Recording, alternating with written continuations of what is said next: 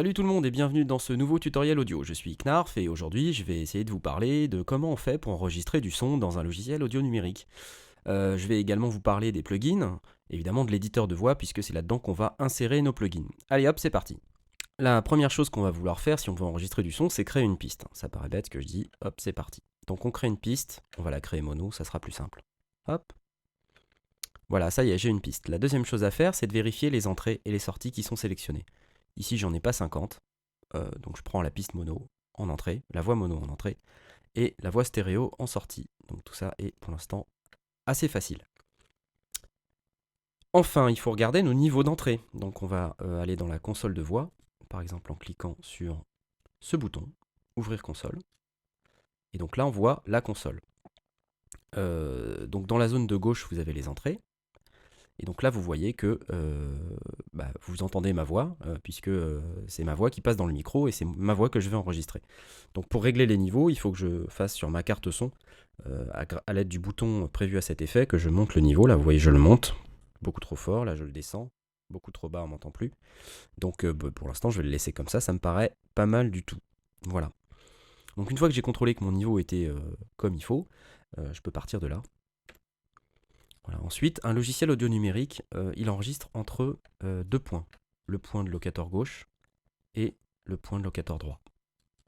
Donc pour les fixer, c'est simple. Il faut aller dessus, attendre que ça se transforme en une petite main, et puis bouger le locateur. Vous voyez que là, il bouge de seconde en seconde.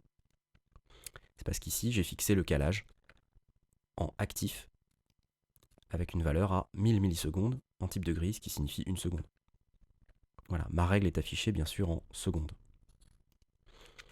Si je voulais enlever le calage, il suffit que je clique ici. Et maintenant, je peux mettre mon locateur où je veux. Voilà. Pour aller ensuite sur le locateur gauche, j'appuie sur la touche 1 de mon pavé numérique. Ça place ma tête de lecture sur mon locateur gauche. J'arme ma piste. Et c'est parti, on enregistre avec le bouton enregistrer. Ah ah ah ah ah ah ah. Voilà. Donc là, j'ai enregistré une magnifique voix. Je désarme la piste. Et pour pouvoir regarder un petit peu ce qu'il y a dans cette voix et insérer des plugins, je vais cliquer sur le petit bouton E qui est là. Ça va m'ouvrir l'éditeur de configuration de la voix. Et je vais pouvoir insérer des plugins. Il y a deux endroits où je peux insérer des plugins. Ici, dans les Insert, et ici, dans les Send.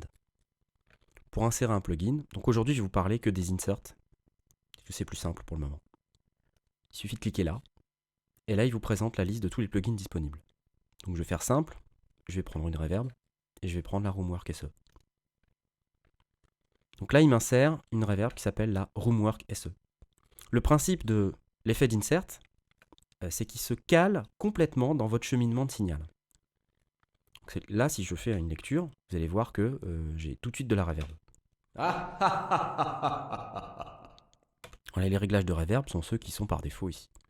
Je peux bien sûr les changer. Si je change le reverb time, je vais avoir une reverb plus longue. Je lis. Vous voyez, la reverb est un peu plus longue. Un bouton très important dans les plugins, c'est le bouton mix. Donc ça permet de doser la quantité de signal traité par rapport à la quantité de signal non traité. Donc là, si je mets le bouton tout à 0, j'ai que du signal non traité.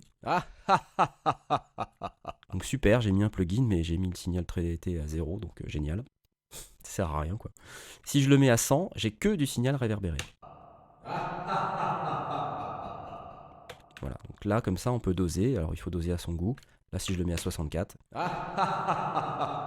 ça me paraît pas mal. Alors, évidemment, il y a d'autres paramètres, comme la diffusion ou le pré-delay, qui correspond aux premières réflexions, que vous pouvez régler à votre goût également. Donc là, si je mets des premières réflexions comme ça me fait une reverb qui est pas très réaliste, mais qui est quand même marrante. Voilà. Super. Vous savez maintenant comment on insère un plugin. Et c'est d'ailleurs la fin de ce tutoriel sur l'insertion d'une reverb ou de n'importe quel plugin dans Cubase ou dans n'importe quel logiciel audio numérique. Voilà, si vous avez des questions, n'hésitez pas à venir sur mon site www.knarfworld.net/audio, venir poster des commentaires ou des questions, j'essaierai d'y répondre. À la prochaine, salut!